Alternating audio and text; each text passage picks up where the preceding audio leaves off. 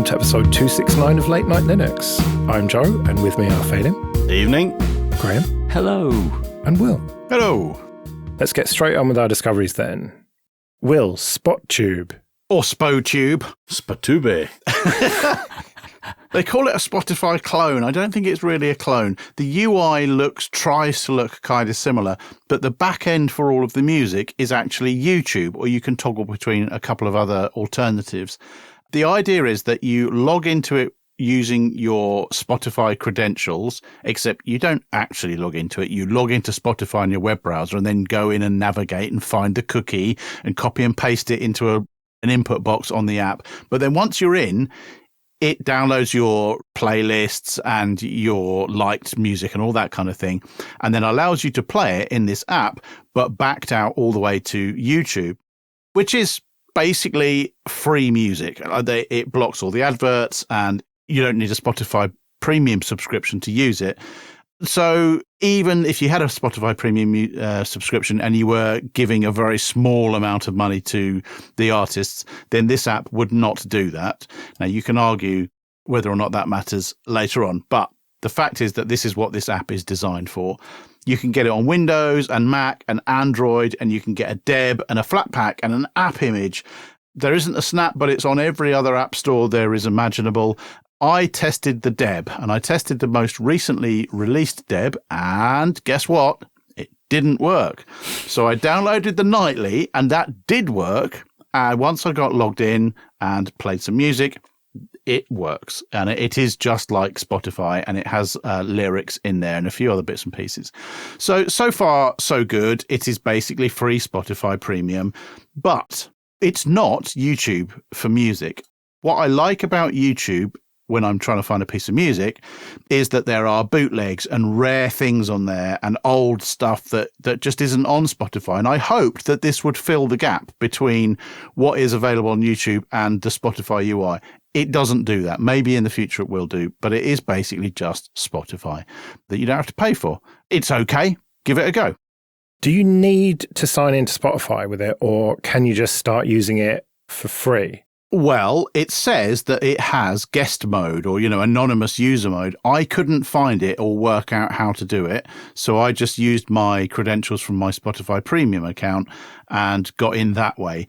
So the docs say that it's got one. I couldn't work it out. But you are a bit thick, so, Yeah, it's true. That does sound appealing to me, because I pretty much do the same thing with NewPipe, but I have to search for individual tracks, and it's not designed to play music. So something that is a bit more Spotify-like would be good, but I don't want to be signing into my Spotify account and all that bollocks with it. I just want to open it and start searching for music. Yeah, which is what I thought you'd be able to do. Just like, I don't care about Spotify. Just let me in and let me start searching and playing, and I'll start from scratch and I'll build my own playlist. But it just, I don't know, it doesn't seem to do that. I'd be surprised if it really doesn't have that feature, and I would not be surprised that I'm just too thick to find it. But I couldn't work it out. Sounds to me like you need AudioTube, the KDE application that does exactly that. Yeah, but that's for desktops. Oh, no, that's for phones as well. Yeah. Ah. Come on. Multi-adapted interface, convergence, something or other. I see links to install on Linux, download on FlatHub. I don't see an F-Droid link like I do with SpoTube. There is an F-Droid link for KDE apps, and they are working on stuff to get them optimized. Some of them weren't working great. They are working through that. Right. Phelim, China Syndrome Simulator. Yes, not quite its official title. I have that from the 1970s movie, which happened literally 3 weeks before 3 Mile Island had a nuclear meltdown in the US. But it is from Manchester University, and it is how to control a nuclear reactor. And it's you trying to plot the power of a nuclear reactor versus the demand for the electricity, and how to balance the pumps, steam output, and the control rods. And it's great crack. It's also got cool sort of demo scene or keygen music playing. Yeah, which I didn't actually show up the first time I tried it, so I didn't know what the hell was going on there. But you can actually control it with the keyboard, which is great as well, because that's just essentially you racing that line and trying to avoid the warning symbols as it goes off. I know nothing about nuclear reactors. I know less about nuclear reactors probably from playing this, but it's still great fun. If it's realistic, I don't know, but it looks very cool. And it's great fun, and it's all in a browser. I just look at this, and it's a bit like opening Blender. I just take one look at it and like, nah. No. You need to work past that. Skip all those bits and just use like Q and A to make the control rods going in and out, and P and L for the pumps to do something or other. I don't know. And just ride that line, man. It just looks baffling to me. Yeah, but that's what I say. You need to focus on two things. Stay in the bracket. You're grand. Any engineer comes up to you and tells you how hard the job is, you go, I've done that with 4 keys. Fair enough. What's Trippy? So Trippy is a really useful network tool. I was looking for something that was a bit more useful than just, I often use MTR or Dig or whatever. And when you're trying to trace stuff, it's nice to have a graph of what's been going on through the time period when you're trying to look after it. So Trippy is really useful. You can install apt or it's Snap. I think it's Flatpak as well. And loads of different distros have got it as well in their own repos. But when you run it, you can run it and you can give it the value of, if you know the GeoIP database of IP addresses that's available. It's a bit of a pain to install these days because they kind of make you sign up for stuff, but you can get a key and you can get the updater working in Ubuntu real easy. And then you can get the IP addresses. And then as you go through this, you're able to actually scroll down the list of hops in the route available to your server and then get details about them. And that is so good because you can kind of know where things are going out of country. I mean, it depends on how well that database has been updated as to where those IP addresses are, but it's a really valuable tool because it combines about 5 different tools into one, and really simple, nice. I could spend quite a lot of time just going through the hops and watching packets go around the world. It's like some sort of 1980s sci-fi movie. I like it. Yeah. And just hit H and then get all the help. There's loads of different ways you can tweak different things and, pause certain stats and that. But I definitely, the most useful thing I found was to provide it the MMDB2 files, I think they're called, from the GeoIP update thing from, I forget the name of the company, but yeah, it's well known. It's all the IP addresses in there, and that is so useful. Well, thanks to Amalith from Linux Dev Time, I discovered Faircamp, a static site generator for audio producers. So in case you don't know, Bandcamp, which was the sort of de facto place indie musicians put their music for sale, that has kind of in shitified lately. They fired a load of their staff. It was bought. It's a long story. Anyway, people are looking for alternatives. And Faircamp is this open source bit of software where you just literally put your music in directories, run it, and it creates you a static site. Huh. It's fucking brilliant. The default site is quite basic, but it would do. But it supports all sorts of other stuff like selling your music, and you can customize it. If you want to, you can go in and edit text files and make it your own. But for someone who's good at music, very slightly technical, and just wants a website, it's perfect. Highly recommended. Have you given it a go yet? I saw it come up on Hacker News and thought that looked very interesting. I did give it a go. So I put all my FLACs in the 2 directories of the 2 albums that I've got. Oh yeah, joerest.com/music, by the way, if you want to hear my music and pay me money for it. Anyway, and then it just went through and built like an Opus version, an MP3 version, and then built the static site. And then it just opened it by default in the browser. And then it's in a hidden folder. You can just get the HTML files. And I didn't go any further than that because I ran out of time. But if I ever get round to moving away from WordPress, I would very, very seriously consider this for joerest.com/music. Do you know what payment processors it integrates with and how straightforward that is? I don't know, actually. LibrePay, I think, is supported, and probably some others, but it's very straightforward to customize and add your own stuff in it. It's just text files that you're editing. I'd really like to give it a go as well, so I just need to finish some music now. I was going to say, you'd have to finish some songs, Graham, and not just go wob, wob, wob, wob with your synths for... Oh, no, you don't do that, do you? That's more my style. You just do long, droning shit for hours. I could just turn them on, record it, put it on there. 99 cents. Yeah, you'd be surprised. I know people who would pay money for you fucking around with a synth for an hour. Okay, I'll do it. Right. I look forward to it. We'll promote it in the next episode. Oh, that's a good challenge. It's a bit like when I did Dawn Thesaurus, which is where I just made this 10-minute long nonsense bit of music. And I sent it to some people and they were like, wow, you can make good music. Fuck you. Like, that took me about an hour of pissing around versus the several hours of like recording my guitar music. And yeah, they say that that was good. No accounting for taste. Okay, this episode is sponsored by Tailscale.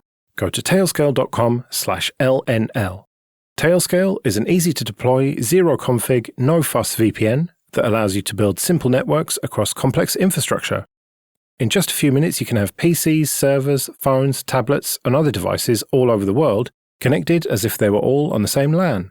Recently, I finally got round to setting up off-site backups at my parents' house. It's something I'd been meaning to do for years, but thanks to how simple Tailscale is to set up, my ZFS snapshots get sent over there every night, and I feel like there's one thing I can stop worrying about. So if you want the benefits of WireGuard without the hassle of configuring it manually, don't take my word for how easy it is to set up. Give Tailscale a go yourself. Support the show and go to tailscale.com/LNL and try Tailscale out for free for up to 100 devices and 3 users with no credit card required. That's tailscale.com/LNL. Will, hello world. This is pretty cool. This is a very small one and something that on the face of it is not very interesting, but I just like it. It's Hello World in every computer language imaginable. And as far as I can tell, it's complete. And the amazing thing is that people are still adding new samples pretty much every week or so. Just a lovely small project that is just fascinating to scroll through these things. 1,005 languages. I didn't even know there were that many programming languages available. All you're doing is helping AI, Will. Well, I'm helping AI say hello in brainfuck. That's all it needs then to write really complicated stuff. It does seem like a cool collation. Like it's getting everything in one place and just using the most basic thing you can do in them. It seems like, I don't think it's necessarily useful, but it's just a cool archive just to browse through all these different languages that you had no idea existed. Oh my God. I didn't even know there were some of these languages, like love, but the O's got umlaut on it. But it's Lua? What? I'm confused. Well, I like exclamation mark, at, hash, $, percentage, caret, ampersand, asterisk, bracket, underscore plus. That's my definite favourite language. Is that Perl? Hey! Oh my God, it's Hello World backwards. Oh, my brain. Graham, OSCI render. This is a synth, so we should get the reverb ready and get ready to fade you out. I think it's pronounced Osyrender because it generates sound that looks good on an oscilloscope. Now, I think Will brought this up quite a while ago, a couple of years ago. Is it Jeroboam Fenderson or something? That's right. So he creates this amazing music that also looks amazing on an oscilloscope, and I think uses Osy Studio, which is a commercial piece of software that I don't know whether he developed it or even what the link to that is now. But it was something you couldn't very easily get into yourself unless you were prepared to write your own algorithms. Because I suppose I should say an oscilloscope is really quite a simple piece of kit in the basic form. The two inputs, left and right of audio, are voltages, and they can map to the X and Y locations of where what would have been the electron gun fired onto the CRT. This can all be simulated in software. So Osyrender is like an open source version of what I imagine Osy Studio is, and it allows you to create sounds from input sources, which can be SVG files, and they can be 3D objects. You load these in, and then it'll create the sound that will generate that image on an oscilloscope, but also let you animate various parts of the object or the SVG so that you create movement in the sound. I saved a few very simple objects from Blender, a sphere, a circle, and a cube. And you can type text directly in. So there's one that says late night Linux. You can't, it's irrelevant because it doesn't come out in the output, but it creates this weird sound, an amazing sound, actually. And if you have a real oscilloscope, you'd be able to see those images while listening to the sound. There's even more to it in that you can connect it to Blender with an add-on and then create scenes in Blender through the camera. And the camera, through the add-on, sends the output to Osyrender and then generates an oscilloscope signal from that scene so that you can create really complicated 3D environments that will then work as sound on an oscilloscope that you could perhaps tie into sounding good, or maybe just looks good and sounds terrible. Even if you don't have an oscilloscope, and I'm not aware of a great open source one actually, but Osyrender does include one that actually loads up via a browser script. So you open up Firefox and run it from there. And that's a good way of previewing it. But of course, it's so much better if you've got the real thing. I haven't got the real thing, unfortunately, but the output's amazing and it sounds amazing. The sound, if you're interested in this kind of sound, it's really geeky. So let's hear some examples of this then.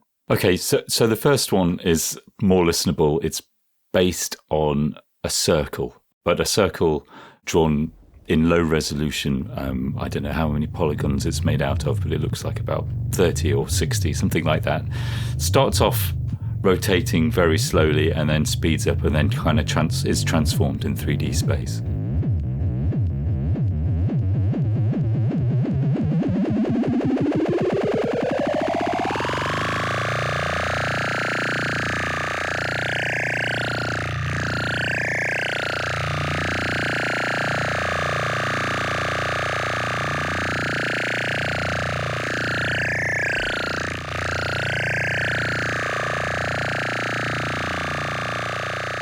Now, the second one isn't quite so listenable. It's the Late Night Linux logo.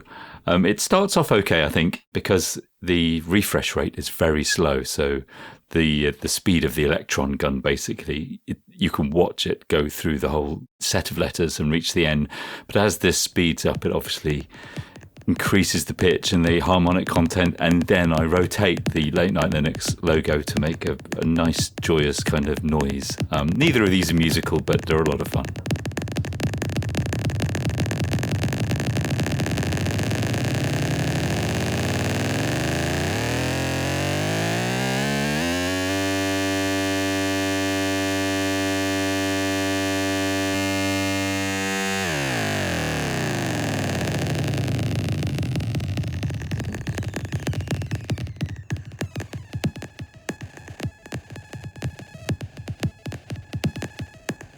I dearly love this level of geekery, that something that is just a maths problem that somebody has thought about for long enough that they're able to convert a picture into a sound it's quite extraordinary. And I guess that this is where the things like 5G modulation and DVB-S2 modulation, like this is all transferring information into what's effectively a waveform and then just sending it over the ether and then it coming back and reproducing this information. It's just incredible that we as a species know how to do this. And to see it boiled down to the absolute minimum, which is just a pretty picture on an oscilloscope and an accompanying sound, just sort of shows to how simple it can be. It just absolutely blows my mind and I love it. There's a really good example. I mean, Aphex Twin fans will know this, but one of the tracks on his old EPs, you couldn't really tell it from his other tracks, but if you loaded it up into Audacity and looked at the spectrogram, it's a picture of him. Phelim, you've decided to go all modern with a 4K screen and you've realised that KDE is shit at 4K. I have not realised that because it's brilliant. Yeah, and I have definitely become Graham closer and closer every fucking week. It's disturbing because everything he's saying about, like, I used to have 3 monitors and like left one was my vertical one for docs and stuff like that. And then the other 2 were for standard stuff. And I just thought, I'll just get rid of them and I'll just have the one. And I got myself a decent size one, so it's 32 inches. And I sit it just off the tip of my nose because I am blind as a bat anyway. So it actually works quite well and I don't feel like I'm getting eye strain from it or anything. But it just takes a total new way of doing things. I had to move my taskbar over to the left side because it just was daft having this massive bar that went right across the top. I was getting whiplash looking from my plasma menu to my system tray over the far right side and stuff. So it's amazing. I have discovered one issue with it though, and that is on Steam when I'm playing Isonzo, my Italian first-person shooter World War I thing. I had to run it at 1920 because my graphics card's not too good, and that's fine. And the game pretty much plays okay, except when it goes into the map thing, and that is when every time you die in it, you have to pick your respawn point. And that feels like that goes into full resolution mode, even though it's still 1920, and it is jerky as hell, and it's really annoying. And I don't understand enough about graphics to say, oh, if I did this and that value, it would be better. I did set like hard limits of FPS to be, I think, 60 or something like that. And it made it certainly more improved from the unlimited mode. But yeah, bit annoying. Okay, this episode is sponsored by Entroware. Go to entroware.com. Entroware sells computers with Ubuntu and Ubuntu Mate pre-installed. They've got a range of desktops, laptops, and servers, and most parts are configurable, so you can pick the CPU, RAM, and storage that's right for you. If you can't find exactly what you want, then do contact them, and they'll work with you on a bespoke solution that's perfect for your needs. They ship to the UK, Republic of Ireland, France, Germany, Italy, and Spain. And if you do buy one of their machines, there's a little drop-down at checkout, and you can select Late Night Linux so they'll know that we sent you. So go to entroware.com for all your Linux computing needs. On to a bit of admin then. First of all, thank you everyone who supports us with PayPal and Patreon. We really do appreciate that. If you want to join those people, you can go to latenightlinux.com/support. And remember that for various amounts on Patreon, you can get an ad-free feed of either just this show or all the shows in the Late Night Linux family. And if you want to get in contact, you can email show@latenightlinux.com. Let's do some feedback then. Adam says, hello, I listened to your podcast for the first time this week and thoroughly enjoyed it. You have a new subscriber. Well, thank you, Adam. Hope you've stuck around. One thing I did notice was the prejudice towards macOS, though. While Apple is another of the big evil corporations, the OS isn't as limiting as you guys make out and is highly configurable. I use it for my day job, and the only things that annoy me and I can't change are not being able to Alt-Tab between windows in the same application and the different key shortcuts. I find myself pressing Alt on my Linux machine at the weekend, and just when I've adjusted, I end up pressing Option on my work machine come Monday. I suppose Docker runs slower as well, but that's unavoidable. I think it just comes down to personal preference, doesn't it? That, Will, you were forced to use a Mac, or you used a Mac for work, let's say, for a year, didn't you? And you just didn't like it. Yeah, I chose to because I just left Canonical, where I'd been using Linux on the desktop for whatever it was, 5 years.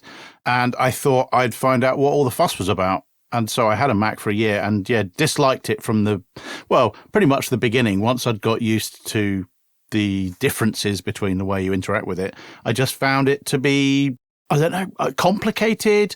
I can't really put my finger on it, but I just didn't like it. It just didn't feel right. Now, maybe that is because I've been conditioned over the years to only use Linux desktops. But no, the configurability is fine, I think. I think, yes, you can change a whole bunch of stuff. One of the things I didn't like the most, if that makes any sense, is the fact that in order to do something in a different way, I had to buy an application to make it happen, rather than either get a free application to do it differently or the fact that it was just built in. God forbid developers might actually earn a living, eh? Well, fair point. Yeah, don't know. Tough shit. Yeah, I do know what you mean, though. With Linux, it's basically all built in or in the repos somewhere if you want to configure something, or it's just a text file somewhere. Well, macOS does have Brew. I agree. It's things like 7Z or Unrar or the simple tools that you just kind of take for granted. You have taken for granted for decades. And I've got an M1 MacBook Air, and I just don't like macOS on it, and I don't know why, really. It's really lovely hardware, and the OS works well, but it's just quite a frustrating experience, really, because you can change things to some extent, but just not to the extent that you can on Linux. And I've never had or touched a Mac. I've remotely controlled Mac servers, but that's different. You've never touched one, come on. Okay, I've lifted one, yeah. And I don't mean lifted as in stole, just to point that out. So you've never sat in front of a Mac and used it? No. I mean, maybe I literally have sat in front of one, but I honestly don't know how to use them. I know, I've seen the title bar thing where changes by every application. And that caused me enough stress to just go, no. That is a bit odd. But I mean, why would I use one though? I mean, I don't have anything. I'm not looking for any software on there. I can understand if you're using audio stuff, whatever, and you need to use one, or you're doing video editing and it happens to be the thing you use. There's nothing on a Mac that I would want to use. Well, I've used a Mac since the 90s. There are lots of parts of Mac OS that I like. I'm not a big fan of the desktop, the user experience, how fixed it is in lots of ways. I don't like the way Apple's taking the fact that you need to kind of sign binaries to be able to distribute them, or the way the permissions are becoming very locked down when you run things from external sources. I hate that.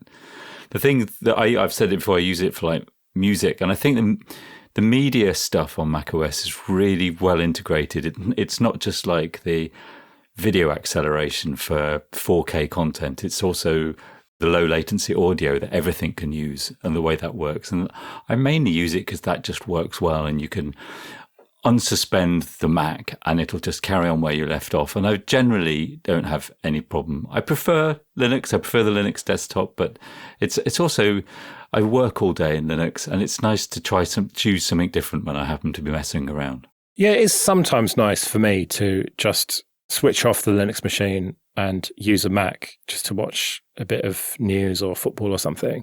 So I know what you mean. It is nice to sort of change. But also I think it's worth mentioning that apart from Faircamp, the rest of us are not going to judge you for using whatever you want to use. Whatever gets the job done. Fuck off. I'm not judging him either. If people enjoy that and use it, then that's fine. I don't tell anybody to be me. Okay, fine. I will judge you silently, but I won't say it out loud. Yeah, well, I think we'll all judge people silently. That's part of being a Linux user. But whatever you want, whatever makes you happy, use fucking Windows XP for all I care. Ah, no, come on. There's a time and a place. Jesus. I prefer it over Windows 10 or 11. At least it didn't force you to have adverts in the start menu and shit like that. Yeah, it's pretty pathetic, isn't it? Fuck me. Jesus. I know of someone who has an XP VM, or maybe it's even on hardware for something, but I'm not going to out them. Oh, you should. I bet it flies. It does. Yeah. Yeah, you see, I bet it flies too fast. I bet they have to constantly put in like a do loop 10 million every time. You remember when you used to have those games in the early PC days, and you had your turbo button that you had to turn off because certain games ran in real time or whatever the fuck it was, and they ran too quickly. Yeah. But anyway, I don't think it's a prejudice towards macOS. 3 of us have actually used it and just prefer Linux. But hopefully you've continued to subscribe, Adam. Welcome to the club. Right, well, we'd better get out of here then. We'll be back next week when it'll probably be news and stuff. But until then, I've been Joe. I've been Phelan. I've been Graham. And I've been Will. See you later.